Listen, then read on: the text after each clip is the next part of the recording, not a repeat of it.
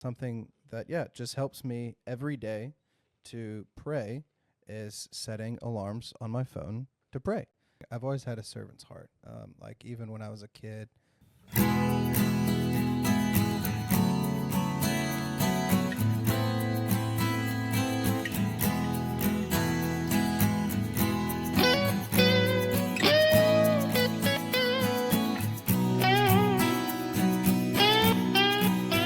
And welcome back, ladies and gentlemen, to the Lost Sheep Podcast. I am Nazari Pangallo here with Evan Abear. And Cole Bissett. And we have our very special guest, Taylor Vincent, this week. Everybody give it a clap for Taylor.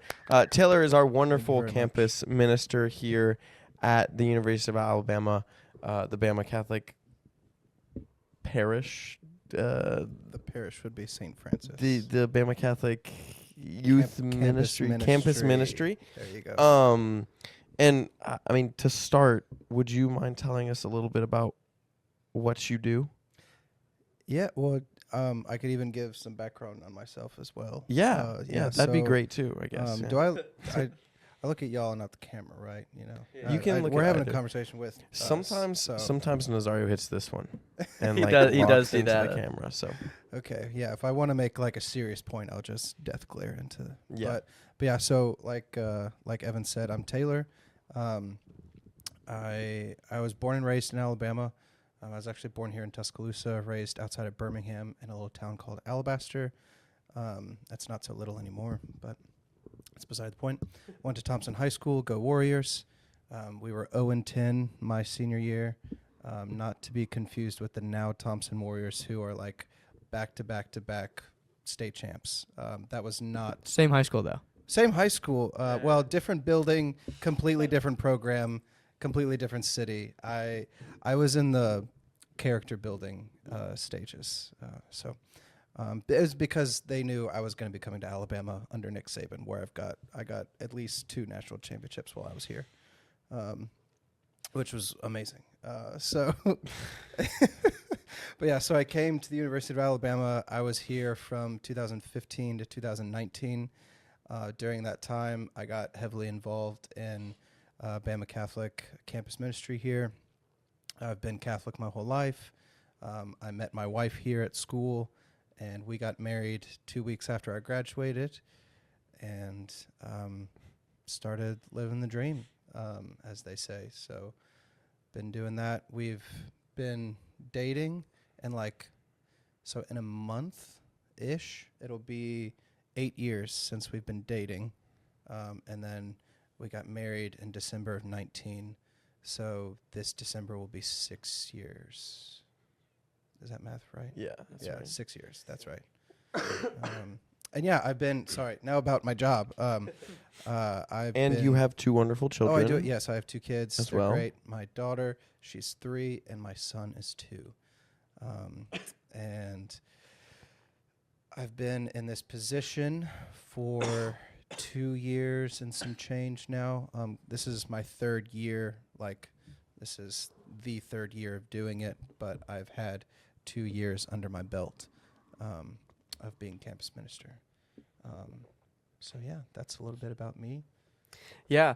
I feel terrible because we hopped straight into questioning you, kind of like straight interrogation mode, instead of like, genuinely, how has your week been? That's really how we go, kind of to lighten the mood and freshen up. How have you had a good week? You know, I do this with everybody. I first give my full bio and then tell people how my week goes. No, it's been good. This past weekend we had our semesterly search retreat. For those who don't know what that is, it's just a retreat we do every semester with our ministry, very community-based, small groups and talks, all about our relationship with the Lord and with each other and ourselves, and so that's always a good time. I head up what we call the serve crew. It's just people who volunteer their time to help cook and clean for the retreat, because one, it helps us save money to be at the facility if we do our own cooking and cleaning, and 2, it's fun and lets people kind of give back, because it's usually made up of people who have either already graduated or have left kind of leadership roles and are just kind of hanging out, so old heads, you know. But it was a good time. It's funny, people usually ask, like, how was search? And I don't usually get to see a lot of search because we're in the kitchen a lot. So, like, I see the same 4 walls all weekend, and occasionally we'll wander out and see, like, the last 30 seconds of a talk. So I'm sure it went great. People say it went great. I had a good time cooking and cleaning, like always. But Evan, you went to search. Cole and I did not. What did you think of search since you were not in the kitchen the whole time? It was good. I really enjoyed this year. Our family, my family, our little small group was fantastic. Can I just say, I saw your outfit. it was incredible, ladies and gentlemen. It was insane. My outfit. Yeah, your Oh, search my fit, bro. costume. So yeah. at the Friday night of search, for those who don't know, there is, like, everyone has a costume to be on theme with their family. Yeah. And family is what we call the small groups. And you were the... We were the Phineas and Ferb family, so And I specifically- petition I was Ferb. Yeah. that you must send this picture to Cole for Cole to put as the thumbnail. Yeah, I can put it as the Oh, thumbnail. Yeah. this will be perfect. It was a yeah. massive. That would be so I awesome. had like a. Oh, I wish I had a picture. I think at one point Kana put the Ferb hat on. Oh, you that's know what would be even cute. better? He should wear it for an episode. Come Come I on. don't actually have it. It went Oh, home with man. the Joe Bears. They're gonna use it as their Oh, that's Halloween true. costume. But yeah, it That's was so beautiful. It was magnificent. We'll have a photo somewhere. Don't worry. So I had like a 3-foot tall Ferb hat on, and I had like jeans up to my chest. It was very nice. But no, our family is great. A lot of older people. Very mature conversation. Very, very able to enter into that conversation very deeply. Search made me feel old, though. I was talking to Taylor. I stopped in his office yesterday.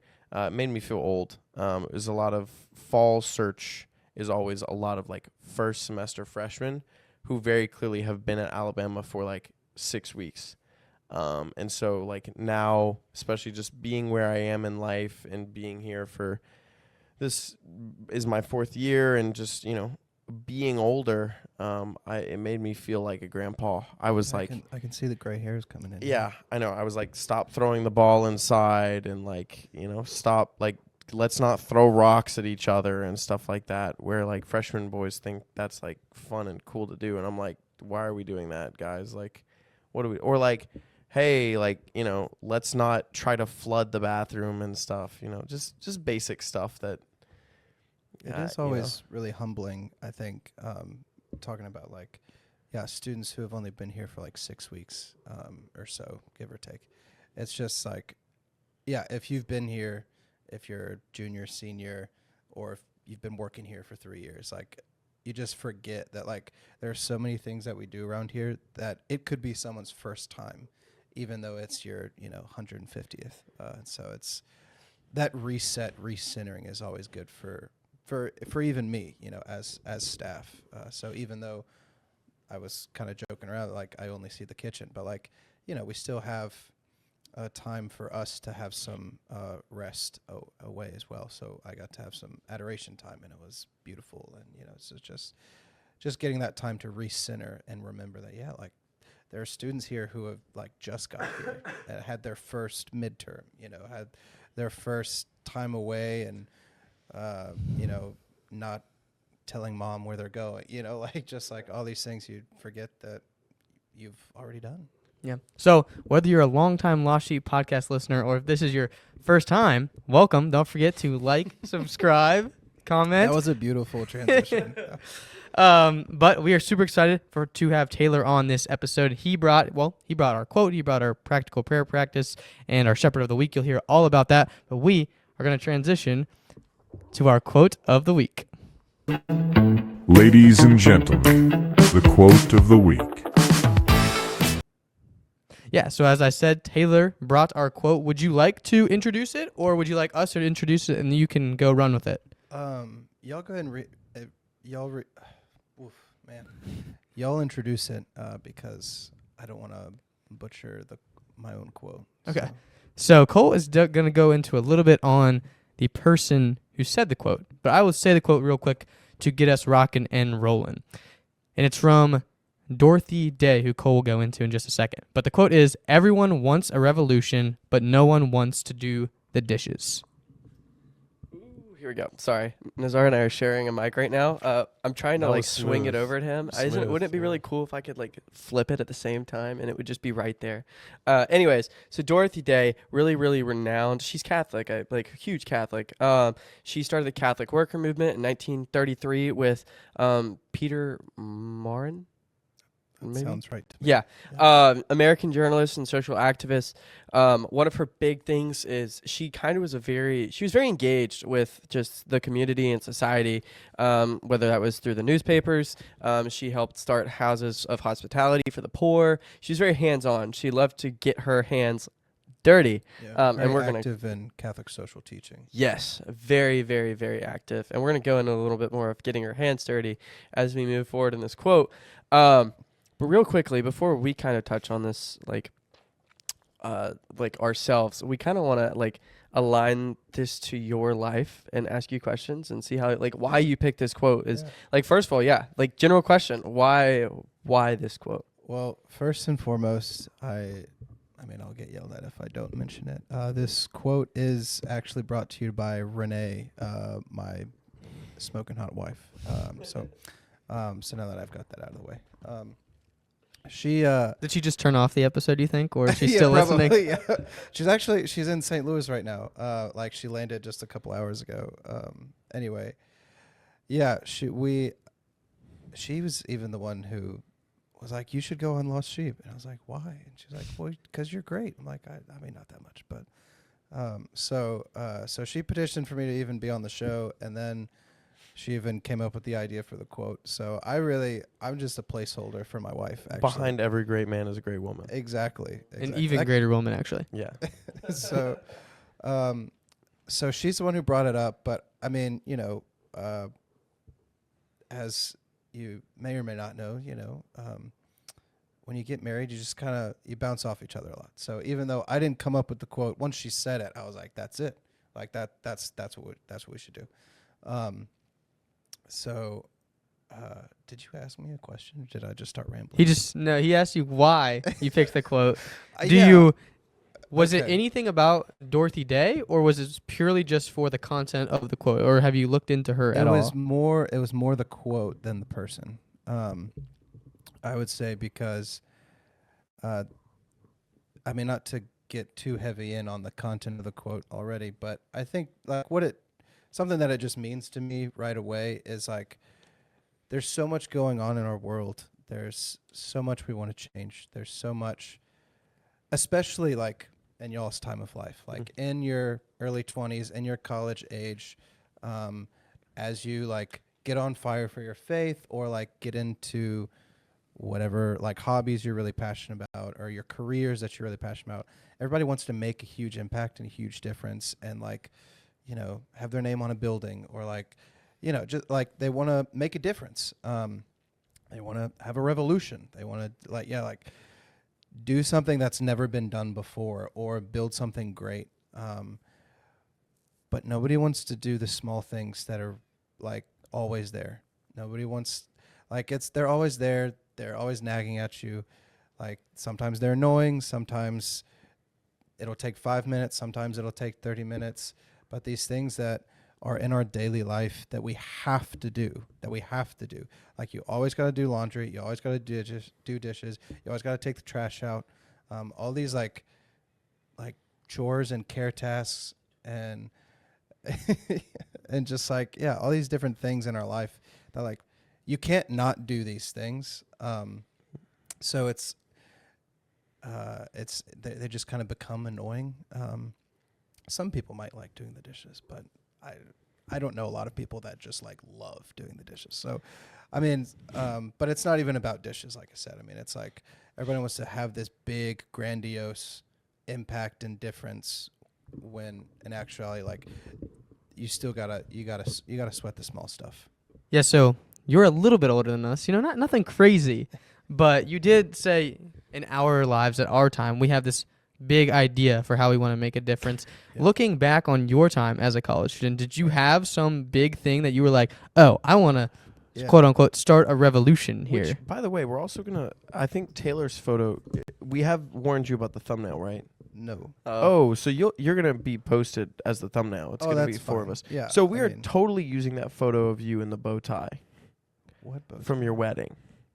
What?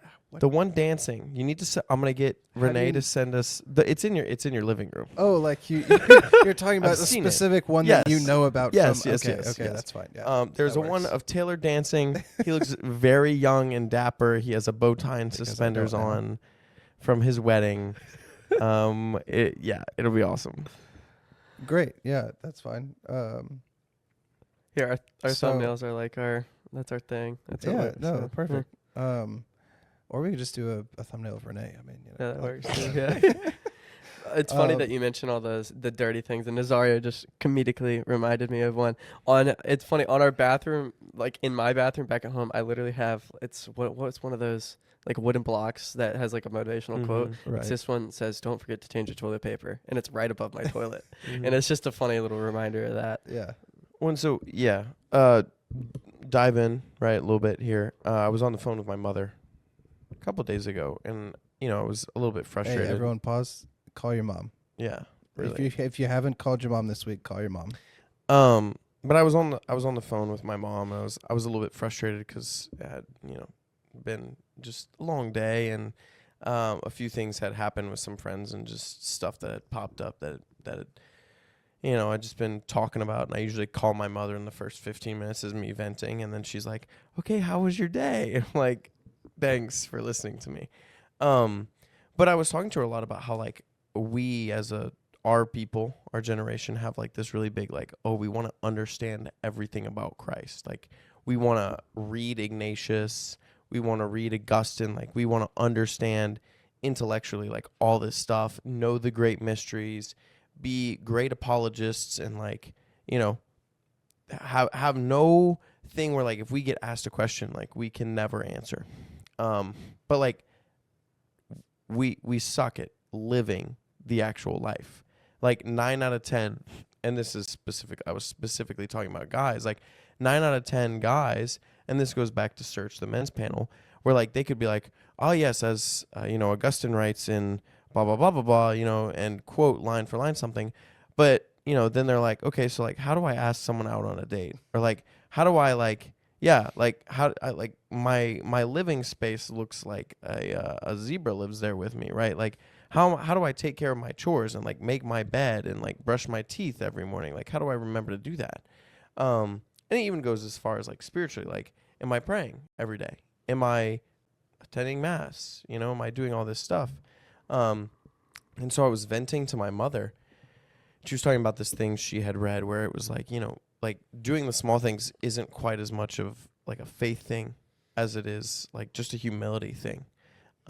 It's just simply like acknowledging that you're not the best, like you talked about with the toilet paper, like it's something super menial, and like at the end of the day I'm not like, oh, I'm the worst person on earth because I have to change the toilet paper, but it also like I don't want to spend my time doing the dishes because I think I have other I've got better bigger things to do than do the dishes or fold laundry. But the fact of the matter is that like when you actually break it down, like you don't like there's nothing better you could be doing in that moment than, doing the dishes. Because, I mean, in your case, right, if you don't do the dishes, Renee has to do the dishes because I don't think your children are, busting it down and doing the dishes. Well, actually, Well, they do put their dishes in the dishwasher, which is adorable. They're pretty good about it. I mean, as much as a 3-year-old and 2-year-old can be good about doing dishes, they're honestly pretty good at it. They'll after we eat,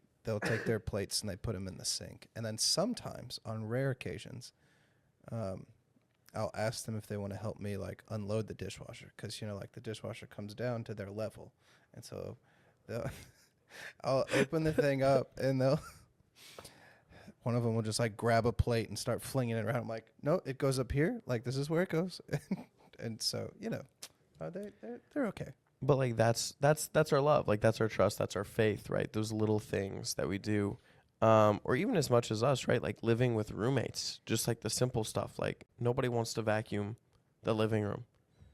That's just a fact. But like someone does it. No one wants to like clean the kitchen, but someone does it.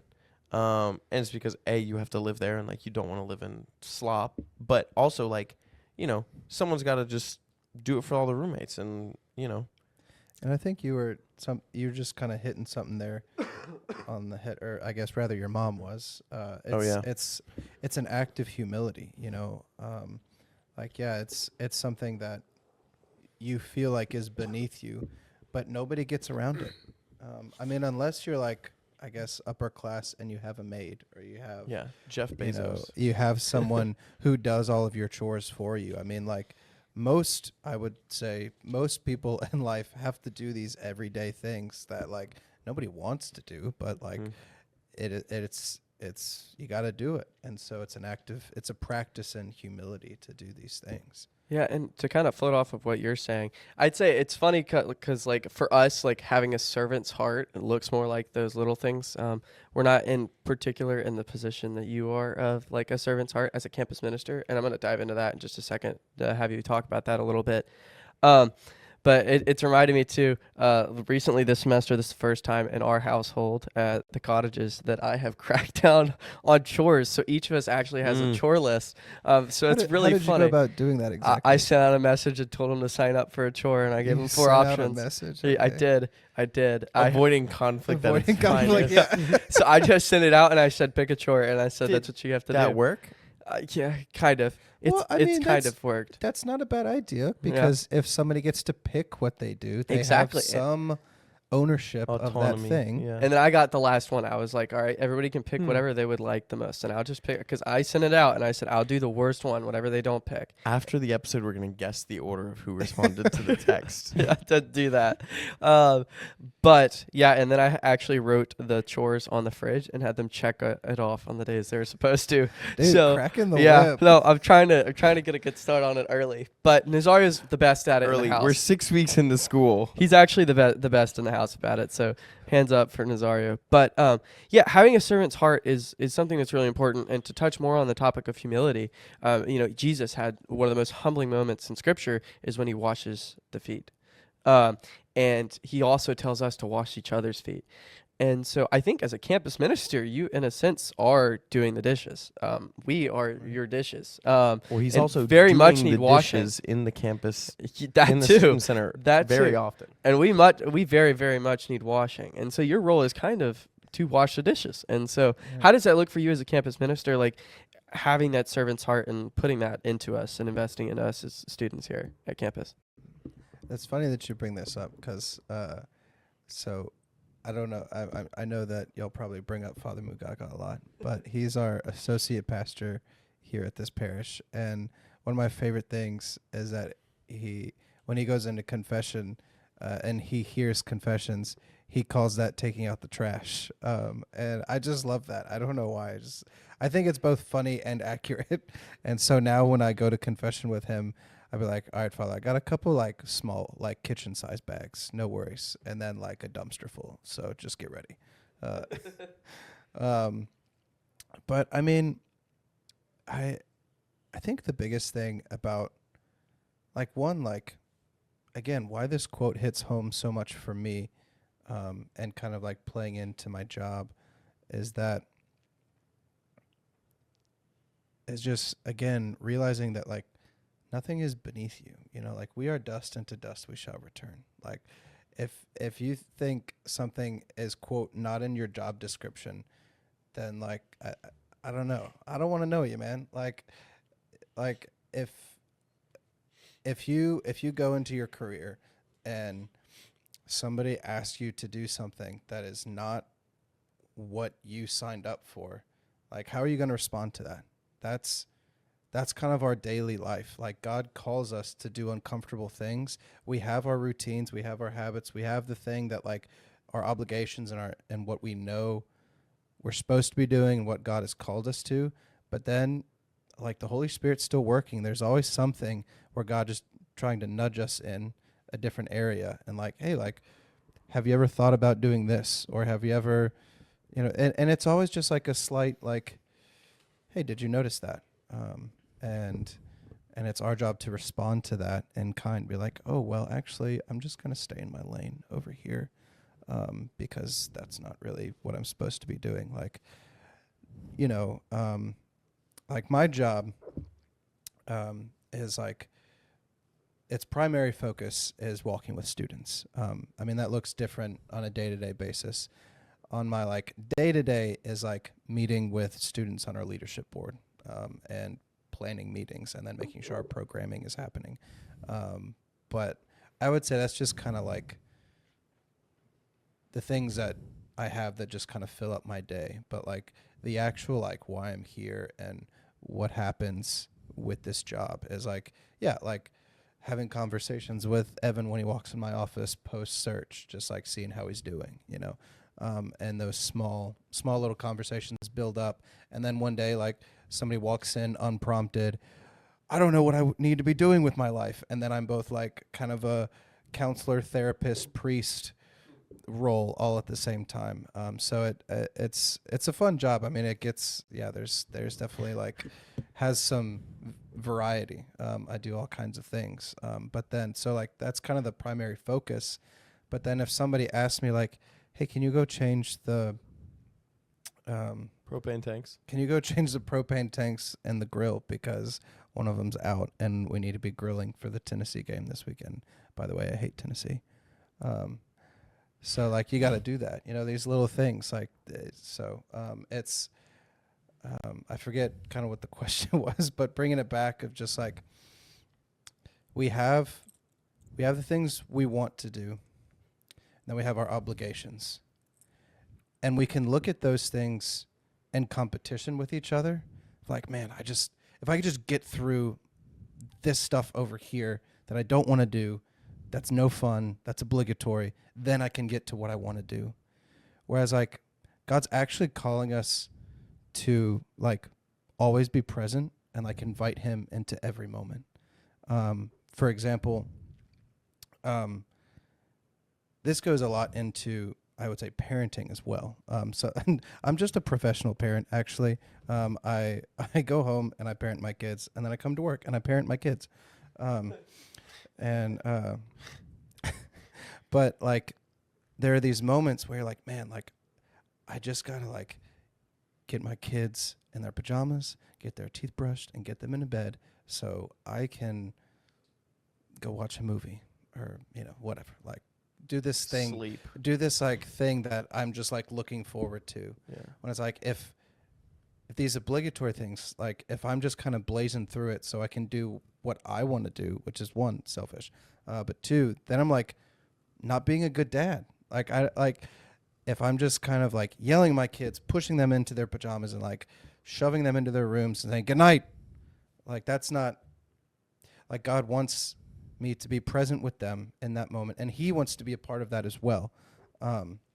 So I think, this quote and my job and our lives, all of these things kind of come down to this, like what we feel like is a competition between obligations and like what we want. Whereas like, God's saying they're not in competition. That's part of life. That's part of doing all this is bringing him into all of it. Yeah, so I want to go back to, there was a period, and you said you started 2 years and change, but you also said you graduated in 2019. So there was a gap between your graduation and when you started this job. And so I want to go into, like, how did you end up here? And you kind of talked about, like, God putting you in uncomfortable spots, even slowly bringing you along and helping you to, you make the little choices and it slowly becomes bigger and bigger. So just a part of your journey, like, how did you come to realize either I want to be a campus minister or just I know God wants me to do this, I need to do this type thing? Well, I mean, from the get-go, I've always known, to use your phrasing, I've always had a servant's heart. Like even when I was a kid, I was on like the retreat teams at my parish, and shout out to my older sister. She's like, I would not be here today without my sister. There's a lot of the reason why I like was continuing to be Catholic, because she would go and do these things that I would see. I'm like, oh, that looks like a lot of fun. Like I want to go do that thing that my sister was doing.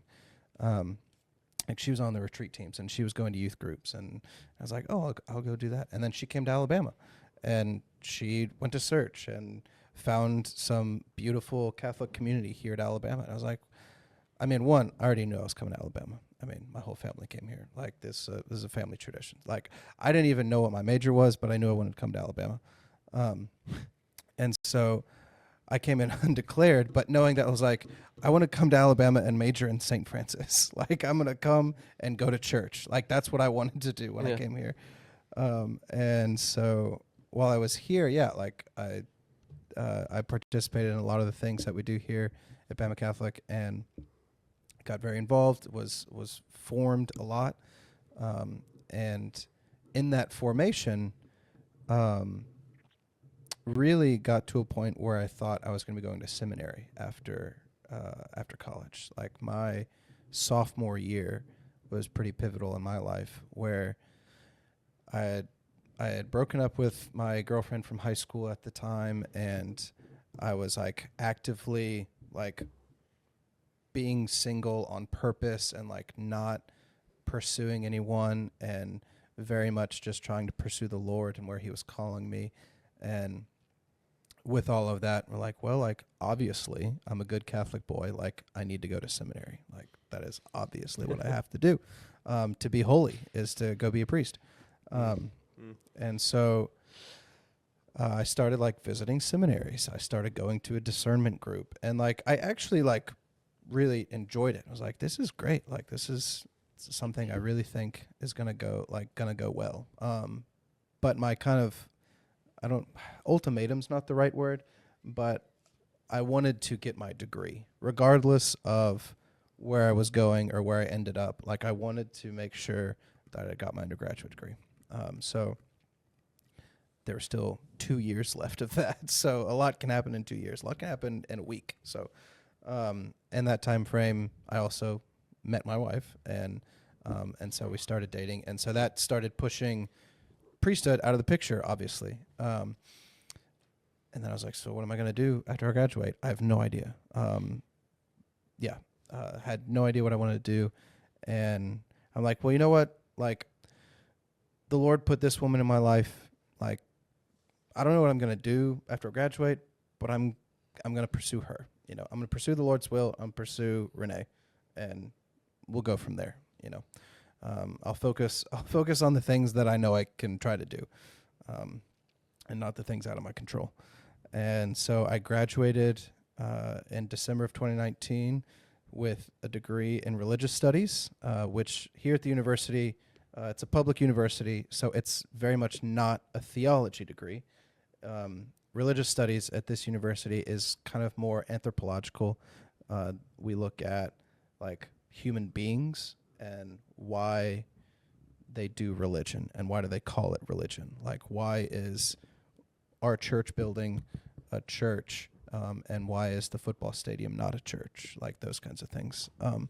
And whereas like theology is, you know, asking questions like who is God and why do we exist and like what is heaven? You know, those. So like I did not study those things. I looked at like what is church and what is religion and why do we do those things? Anyway, beside the point, I loved it. It was a lot of fun. But that doesn't really go to a lot of career paths. It was very kind of liberal arts degree. And I'm like, what am I going to do with this? Which I fully support a liberal arts degree because it just like very much formed like how I think and process. So, but yeah, it didn't translate to a job because I wasn't going to seminary, and I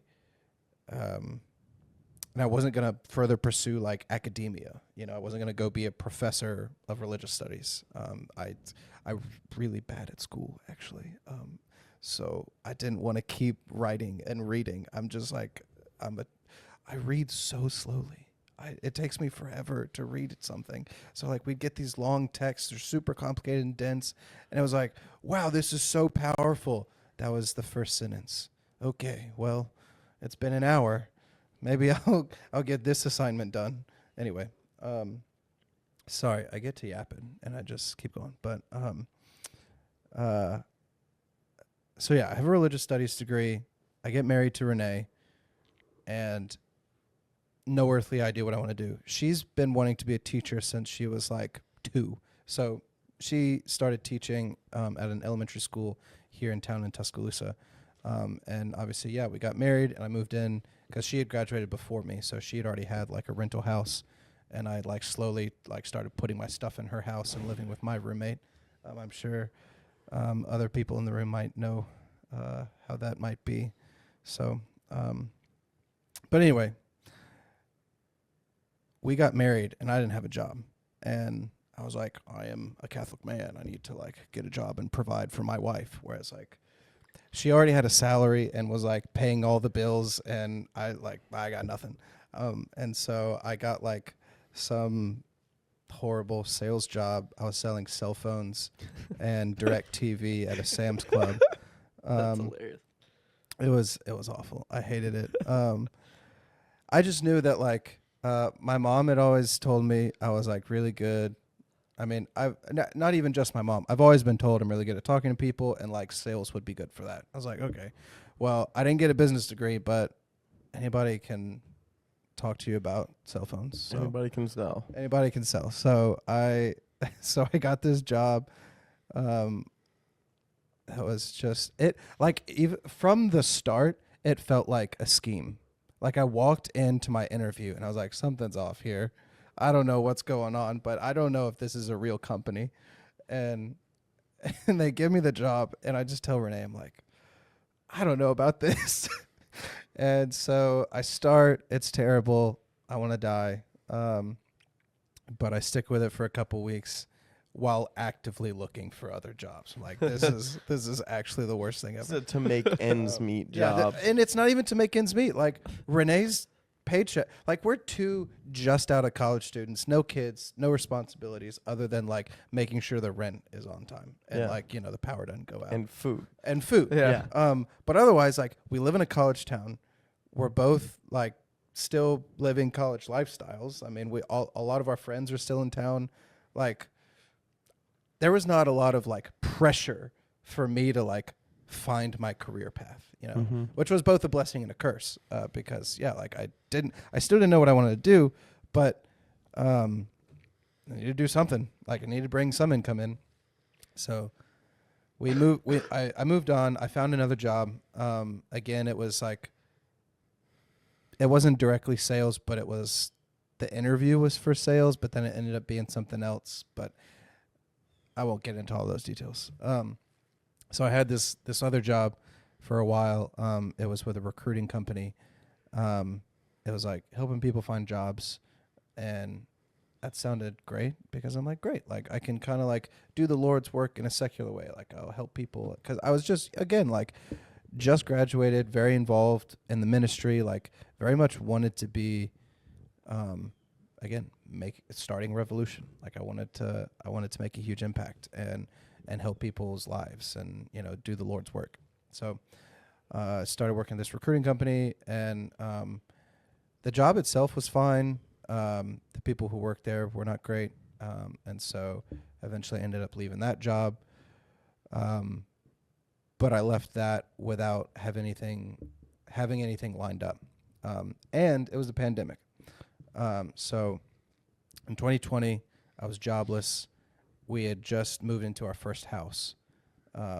Like we signed the paperwork for our first house we bought as a married couple on March 17th, the day like the world shut down. We were like in the leasing office or loan office of this place, and people are like getting texts from their spouses in like Sam's Club buying toilet paper, and we're like, what is happening? I just want to buy this house and like, move in.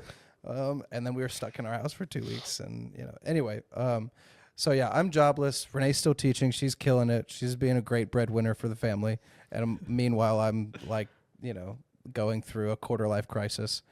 And I do lots of things in between. Like, I did like food delivery, and I was a waiter. And like I just started like getting jobs to where I could just like still have an income, but something that was like low key enough to where I could actually think about what I wanted to do.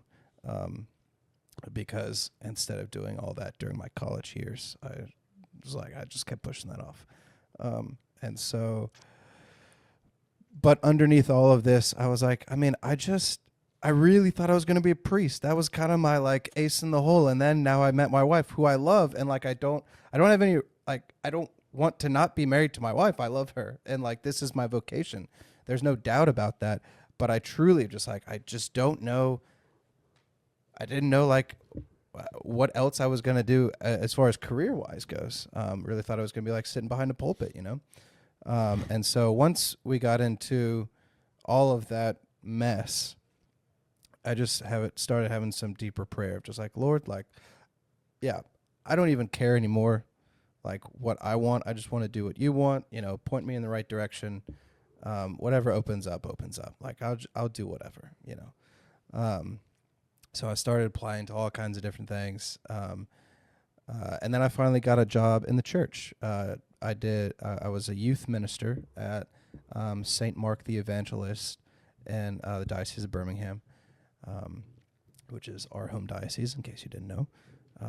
I don't know if that's something we can say on a podcast, but that's where we are. Anyway, so I worked at St. Mark, and it was great. I loved the kids. They were awesome. I helped teach the confirmation class and was doing the youth group on Wednesday nights. But again, it was like still kind of mid-pandemic, and so like it was weird, and like I was like hired to like rebuild this program, and I just kind of got burnt out a little bit. Like, you know, it was like 45-minute drive from where we were living, and we had gotten pregnant with our daughter, and so that just kind of hit me. I'm like, listen, like I'm enjoying this, but it's not really working out. And so again, I was leaving another job, and this was, you know, like the umpteenth job in like 3 years of being out of college. And so I'm just like, I'm just going to find something that like, that is just stable and that I can just do mindlessly, so I can just have some income and stop worrying about jobs for a while. So I got this job at a repair company. I told you, it's all over the map.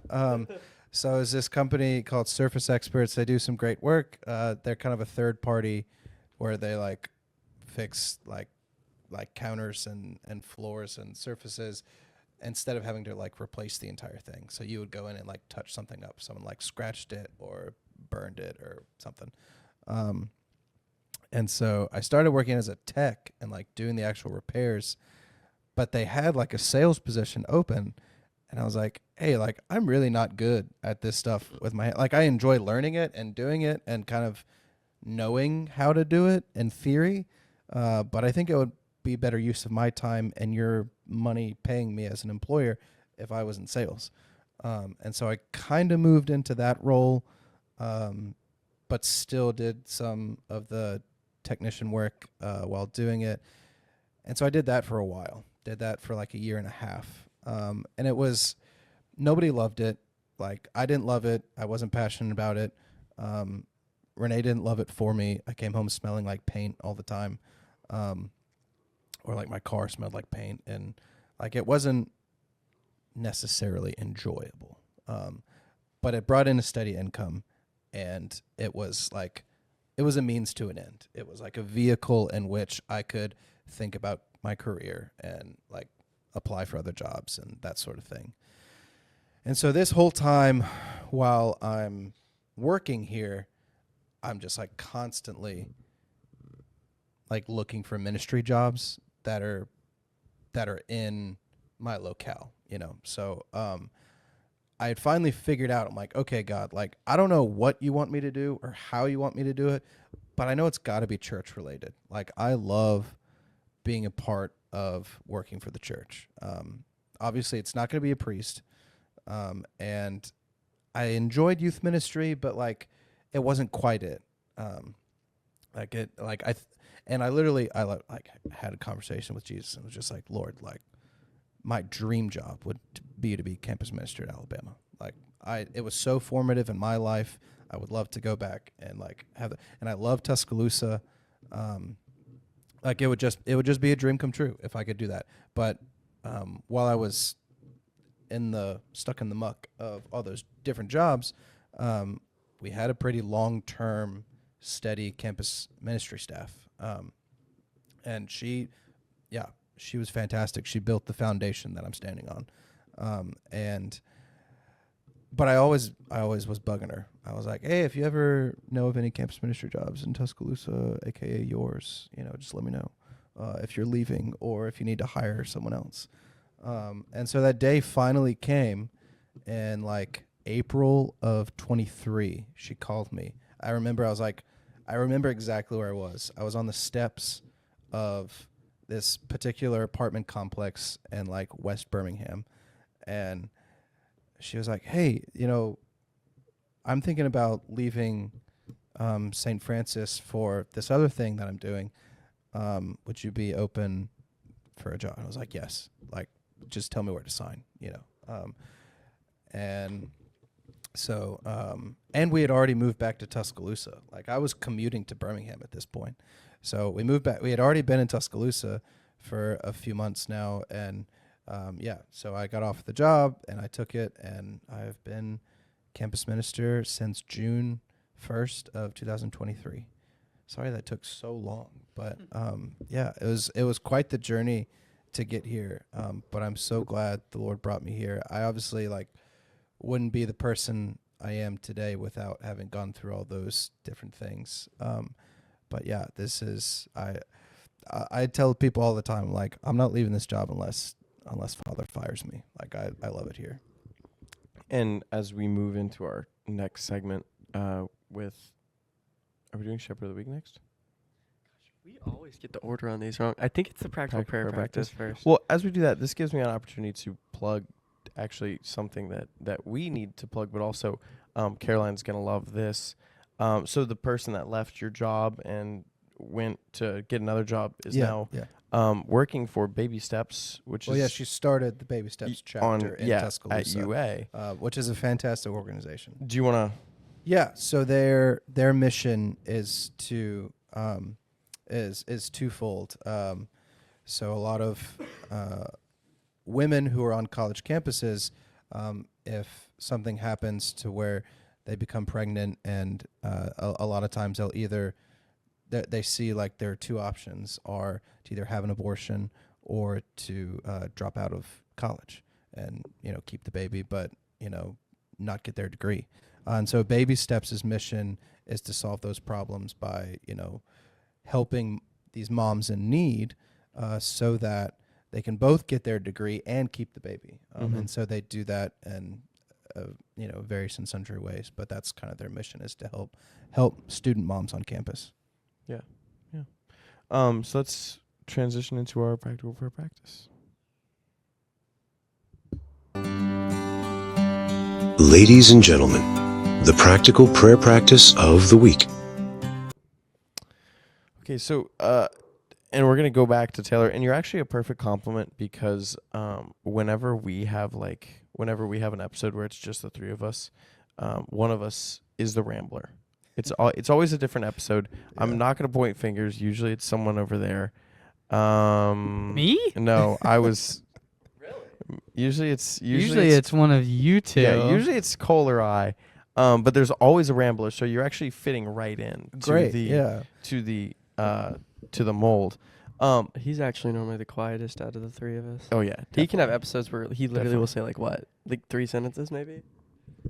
Quick and to the point, man. But get it in, get it out. Anyway, you said that you had a spiel / practical prayer practice. Yes. So break into it, and then we'll So we'll discuss. I've got like one like thing as the practical, and then I have a whole just kind of like miniature homily on okay, just praying. All right. But so my practical prayer practice is phone alarms. So I don't. What an interesting practical prayer practice! I can't wait to hear this homily. Is that something y'all have done before? Okay. No. But this reminds me of Bishop Breika's Twitter homily. Okay. Were you there? No. You were. Oh, like 2 weeks ago. Listen, I've got kids. Oh. I never hear homily. Okay, so 2 weeks ago, I can't tell you the last time I heard a whole homily. 2 weeks ago, 3 weeks ago, 2 weeks ago, whatever. Bishop Rika came down and he did the pastoral installation, and he starts his homily off with like the online Yeah, I heard him platform mention as Twitter. X, formerly known as Twitter, and I'm like, oh my goodness, where is this gonna go? So continue. Let's. Yeah, I'm So- excited. So, everybody's always got their phone, right? For the most part. And like, yeah, we can use it to help ourselves out or make ourselves worse. And I vote the former. So, I live and die by like my Google Calendar and my phone alarms, and something that just helps me every day to pray is setting alarms on my phone to pray. I have specific times for specific purposes, but in college, I remember because I've been doing this since college. One thing I did in college was just put random times, like 1:26. And it would just be pray. And so the alarm would go off, and I'm like, oh, thank you, Jesus, for, everything. And that'd be it. Like, you don't have to do some deep meditative prayer. Your alarm goes off. The sign of the cross is a prayer in and of itself. The name Jesus is a prayer in and of itself. You don't have to get complicated with your prayer life.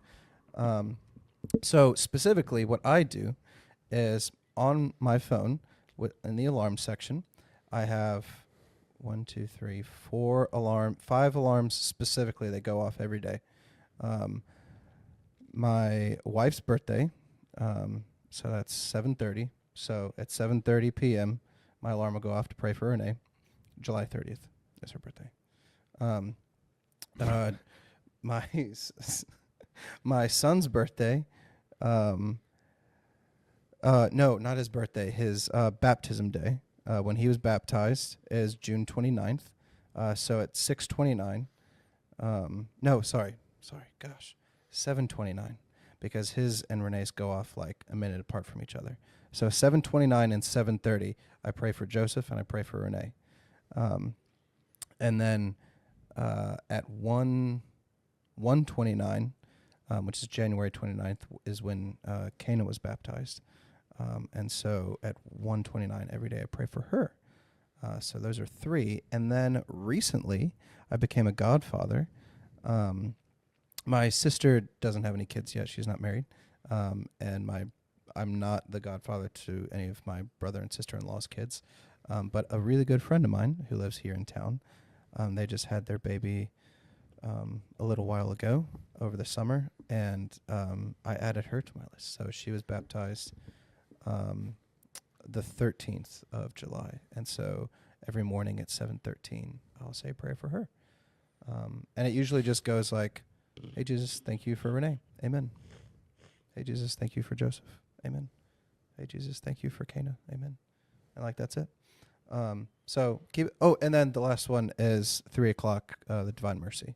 And 3:00, I'm usually in the thick of doing something crazy for you students. Because 3:00 is when like everyone's out of class. I don't know why.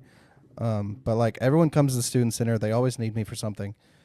So I'm usually not like in a spot to like have any sort of deep prayer. So, or like have like go do a Divine Mercy chaplet. So at 3:00 when it goes off, I usually just say like, hey, Jesus, thanks for dying for me. And if I'm near a crucifix, I'll kiss the crucifix. But so that's like my practical, like, do this. Set your phone alarms. Do it. It's easy. Everyone can do it. Everyone's always got their phone. You know someone who you can pray for. Pray for your mom. Pray for your dad. Pray for your significant other. If you have kids, pray for your kids. People who are in your life who the Lord has like put in charge, put in your life for you to pray for them. Pick a time and pray for them. Or just do random pray for no one, just like have a nudge to remind her to pray, period. And that just kind of gets me into my tangent of just like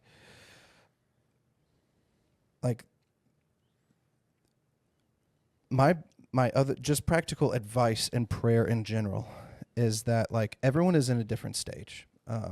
Like everyone is in is in different stages of their faith life and their spiritual walk. And so just do anything that will get you to pray. If it's just like, if it's a phone alarm, or if it's just like, hey, like, I can do a holy hour. I can sign up and go sit in front of the Blessed Sacrament for an hour. Awesome. Do that, please.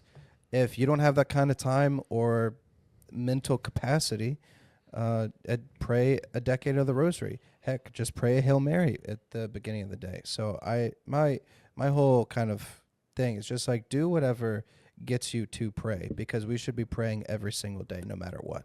Yeah, so Evan over there, he's about to talk. So I'm gonna sometimes- preface this. He's been yapping about prayer for like what? How long now? Evan, you can take no credit for this. Every single bit of advice you have ever gotten for prayer came from this guy. I can tell. It all comes from Taylor. Every now and then we have a guest on the podcast, and they say things that I've been telling Cole and Nazario in discipleship Spot or, on. or It's not- Bible study for Oh, weeks and okay. weeks. So actually, just today, we're talking about how your 3 prayer doesn't hours have to ago. be complicated. And the example I used was Joseph Cupertino, who is a floater. He's a prayer floater. And I was telling them about how, like, you don't have, like, your prayer, like, we're amateur prayers. What's your Like, definition of prayer, though? That one's good. You should say that. anything that, and this came from Sam Somperak, shout out Sam. Anything, no, well, Not not almost, even bro. almost. No, He's- not close. He's half of an He's eighth way. He's a 16th He's away. taking his seminarian midterms for the first time. But he said prayer is anything that raises your soul to Christ. Yeah. Which I liked a lot. But anyway, we were talking about how your prayer doesn't have to be complicated, doesn't have to be something crazy. You don't have to be a floater. But so That often sure would be cool though. it would be cool. I was telling them it'd be By floater, sick. you mean? Yeah, somebody who levitates during prayer. Look up. My son's already doing that. You know, he's great. Yeah, he's far surpassed us. No, but that's hilarious. The other thing was like, what was the? There was another thing he said that was right on the tiny thing. No, there was another one thing that you said The that personal prayer part? maybe I don't know.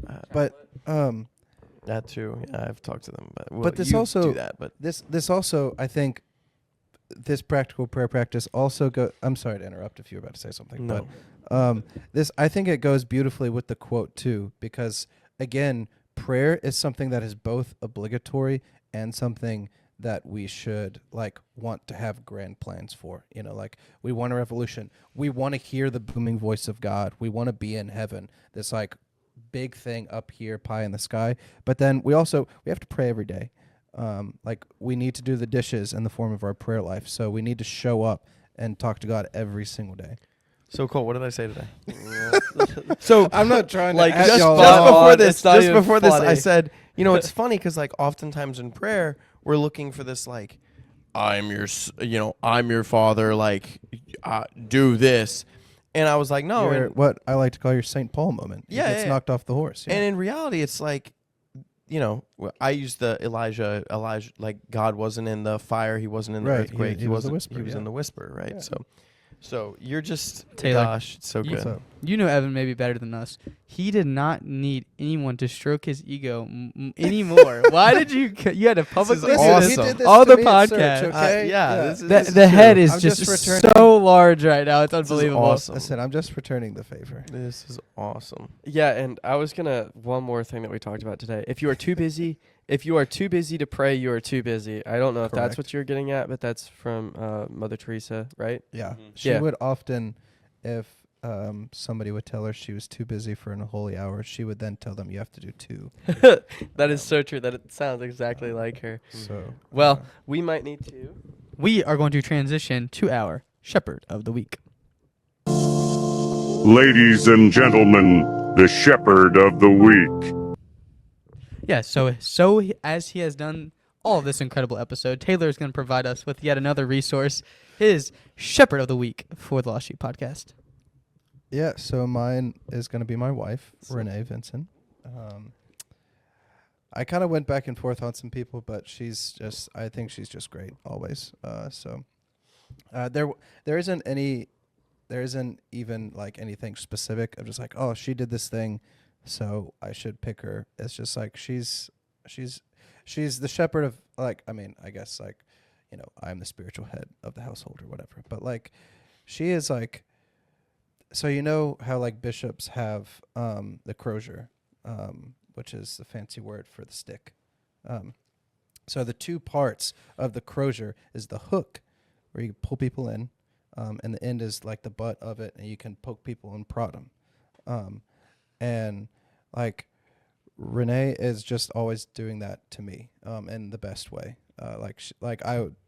You said at the beginning of the podcast of like, behind every great man's a greater woman, and yeah, like I would not be who I am, and I would not be like the best version of me if she wasn't always like poking me or pulling me like a shepherd does with a crozier. Yeah, so shout out Miss Vincent. We hope she's listening to this podcast. She brought the quote. She gave us everything. you. I'm just I mean, a placeholder. Like I said, yeah, she truly is did all the work here. yeah. So, Taylor, thank you for bringing all of that. Shout out Miss Vincent. We're going to end with our final thoughts for the quote. Does anyone have a final message they'd like to give before Taylor closes it out with his final thoughts? Wow, that was right there. For me, I'm gonna just share like what I would think are the three practicals are for the heart of service. So we touched on each of these, except maybe a little bit on the last one. We touched on each of these throughout the episode. First is you have to first humble yourself, and that is the first step, right? Like, in order to serve somebody else, you first have to humble yourself to get down. And then next is to love the other person. It says, I forget what this is from. I think this is from the Catechism of the Catholic Church in Ukraine, but it says making your morality a liturgy of life. And I don't know why the Catechism of the Catholic Church in Ukraine, but that's what I saw, and so I have no idea what that actually means. Yeah, so we're going to do a heresy check on that one. Maybe We're going to hit our big red button. The button might be right there. Because there's only one Catechism of the I know. Catholic Church. I'm curious. Maybe this is just translation or something, but making your morality... Don't they have their own right? Maybe that's do they? Why? Do they have a right? And if so, are they? Again, we're going to hit our big red button. Anyways, making it. This is fine, but making your morality a liturgy of life. So practicing that in love, and then lastly is seeking Christ in others. And all of those three things make up what we call a heart of service. In order to have that heart, you first must practice the three of those. And as a campus minister, you must practice the three of those every single day, even when we come beckoning and complaining to you about anything and everything. There's always something. But that's also with every job. It's not just campus ministry. Yep. But you two, any final little tidbits before we close out? It's a pretty good length. Yeah, we're approaching here on pints length. But I think the only thing I could go longer if you want. Oh, dude. No, but I gotta agree with my kids. I think the only thing I would like to touch on is, and this is something I said at the men's panel at Search, somebody asked, like, if you could kind of offer one piece of advice for people where we are at, what would it be? And my piece of advice was kind of like, you're not all that think you're cracked up to be. You're not the best at being Catholic. You're not the greatest or the strongest. Like, you're really bad at doing your job, honestly, because you're human. And it's not a shot at like who you are as a person. It's just the fact that you're human. And so just, realizing that like you got a lot to work on, like humility wise, doing the dishes wise, like you got a lot to work on in your life. You general, I'm looking at Cole, but you general, we always have something to work on. We always have something that we can get better at, especially in our faith life. Yeah. Yeah, I'd say my final thoughts is just touching on the prayer aspect, whether it's you want to relate it to doing the dishes, you want to talk about the humbling part of it, just finding a way. I love what we heard from Sam Somprack, to bring that back as well. Just any way to bring yourself into the presence of God and in the present moment.